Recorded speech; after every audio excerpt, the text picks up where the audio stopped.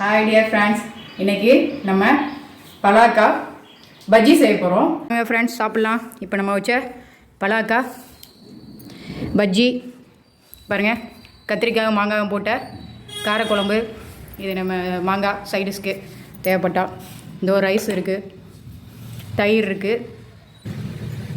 எங்கள் அண்ணன் சாப்பிட போகிறான். சாப்பிட்டுட்டு ஃபீட்பேக் சொல்லுங்கண்ணே.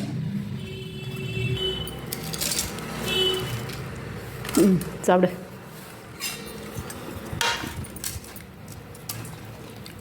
இதோ கத்திரிக்காயும் மாங்காயும் போட்ட குழம்பு. சாப்பிட எப்படி இருக்குன்னு சொல்லுனேன். பலாக்கா 65 சூப்பராக இருக்குது. என் தங்கச்சி செஞ்சது அருமையாக இருக்குது. நீங்களும் சாப்பிட்டு பாருங்கள், அந்த மாதிரி செஞ்சு பாருங்கள்.